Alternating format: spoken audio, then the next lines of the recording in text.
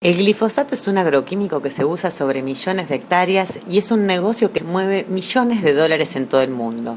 En nuestro país el modelo agroexportador y las campañas sucesivas con récord en las cosechas no escapan al fenómeno que incluye la utilización de las semillas transgénicas.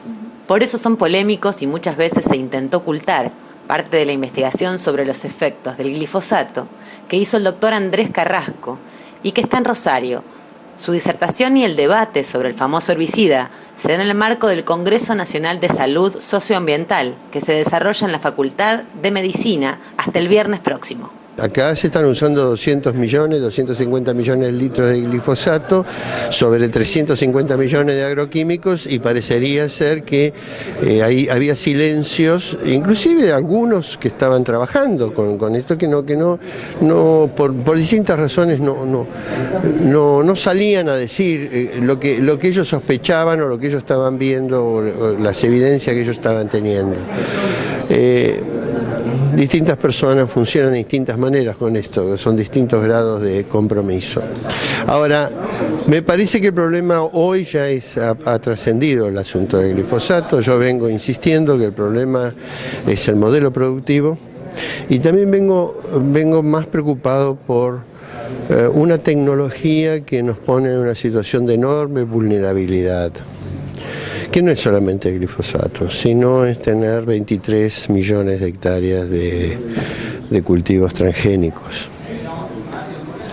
Y eso no es poca cosa, digamos. Nuestro país es un país que tiene más del 50% de la superficie cultivable en transgénicos, mientras que Brasil, que produce más que nosotros, tiene solamente el 14% de su superficie, y con una característica muy particular. Brasil no ha abandonado, por ejemplo, soja no transgénica. Tiene la soja no transgénica todavía, es el primer exportador de soja no transgénica. Así que si mañana el mercado gira hacia no transgénicos, como está pasando en Europa, Brasil va a ser un proveedor, digamos, con extender las extensiones que le quedan de agricultura o ampliar, va a poder trabajar con los dos mercados, transgénico y no transgénico. Usted habla del modelo y no hay, por lo menos, visto y considerando los programas a nivel de corto plazo, mediano plazo, no hay una idea de revertir esto. No parece en Latinoamérica. Esto incluye la media luna boliviana, todo el Paraguay.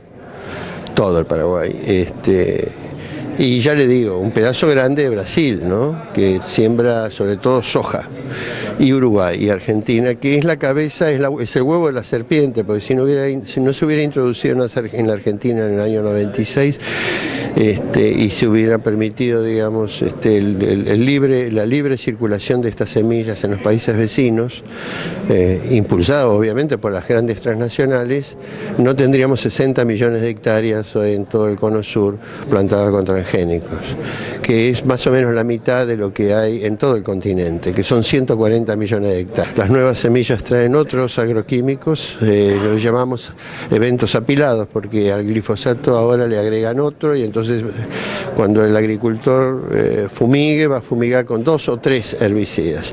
Ahora, a mí me parece que hay que tener mucha conciencia, y por eso le decía que me parece que trasciende el glifosato y cualquier herbicida y cualquier insecticida, que obviamente entiendo que es el primero que produce el impacto en la gente, ¿no es cierto?, por los efectos. El problema es que también estamos poniendo en peligro biodiversidad, estamos poniendo en peligro la vida de la gente, no solamente por los agroquímicos, sino porque la gente es desplazada. Al correr las fronteras agrícolas, la gente es desplazada, se necesita un territorio desocupado. Y se está introduciendo una tecnología que tiene enormes agujeros e enormes incertidumbres, y que no es segura. Ya no por los agroquímicos, sino para producir alimentos que no sirven y que vamos a entender algún día que no sirven para alimentar animales ni alimentar al humano. Es decir, son alimentos que no son alimentos. Y no solamente, insisto, por los agroquímicos que puedan llevar, sino por las propias características de cómo están hechos. Entonces yo lo que voy a hacer hoy es tratar de empezar esa discusión que lamentablemente en la Argentina, por los silencios que existen, no se ha empezado a dar claramente. En otros países, como en México, se tienen, por ejemplo, mucha más conciencia de lo que significan los transgénicos, no por el uso de los químicos, sino por tener... Por el efecto, digamos, de tener maíz transgénico tiene una serie de consecuencias en la producción de alimentos muy grande. Entonces, me parece que hay que empezar a discutir esos temas y supongo yo que en el futuro uno debería empezar a pensar que no es que no queremos glifosato, no queremos transgénicos. ¿Y por qué usted cree que todavía no hay un aval de su investigación que determinaba, digamos, distintos puntos que tienen que ver con justamente los graves consecuencias de glifosato, entre otros detalles? Es que los avales a una investigación no son importantes. En todo caso, ¿quién va a avalar una investigación? Está publicada en una revista, tiene cierto grado de consenso, hay otra gente que está viendo cosas peores. No está avalada por la Organización Mundial de la Salud, no está avalada por la Organización Panamericana, entonces con eso lo ningunean. Eso, acá en la Argentina hay una vieja práctica, digamos, de ninguneo, digamos, el tipo que dice algo en contra de del discurso hegemónico es ignorado o ninguneado. La Organización Mundial de la Salud no tiene que avalar mi investigación. Mi investigación es investigación independiente, nadie la pagó, nadie me pagó a mí para hacerla. Por lo tanto, no todos pueden decir lo mismo, porque muchos son pagados para hacer investigaciones en función de las transnacionales. Así que los productores, los fumigadores, las grandes transnacionales, e inclusive el ministro de Ciencia y Tecnología diga que mi investigación no está avalada, me tiene sin cuidado, digamos, porque en todo caso lo único que yo les pediría es que miren lo que pasa en el mundo. Miren por qué Monsanto se retira de Europa, porque Europa ha decidido que no quiere transgénicos. Miren por qué BASF se retira de Europa.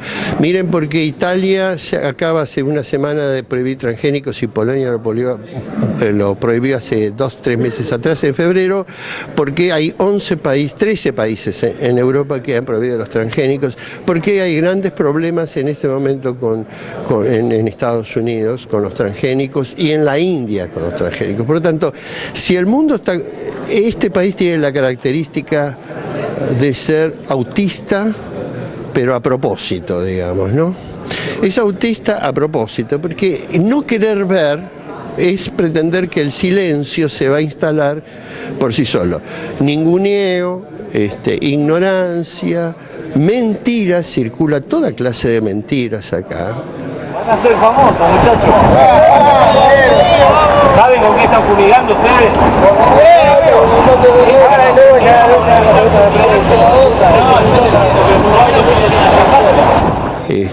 Uno podría decir una larga lista de mentiras que se dijeron y se siguen diciendo. Acabar con el hambre del mundo. Yo el otro día escuché que me habían echado de Alemania en un viaje, que me habían deportado, dijo un tonto por televisión, para decirlo de una manera suave. Entonces, la Argentina, empezando por el poder público y siguiendo por los sectores privados involucrados en este gran negocio, es un negocio que lo quieren convertir en un negocio de 100.000 millones de dólares anuales. Así que yo puedo entender todos los silencios, todos los ninguneos. En todo caso puedo entenderlo, lo cual no quiere decir que yo me calle la boca para decir que si no hablan es porque en realidad no están mirando lo que está pasando en el mundo. Esto es parte del juego, es un juego de tensiones. Si ellos creen que la tecnología de los transgénicos va a salvar a la Argentina, yo digo que están equivocados.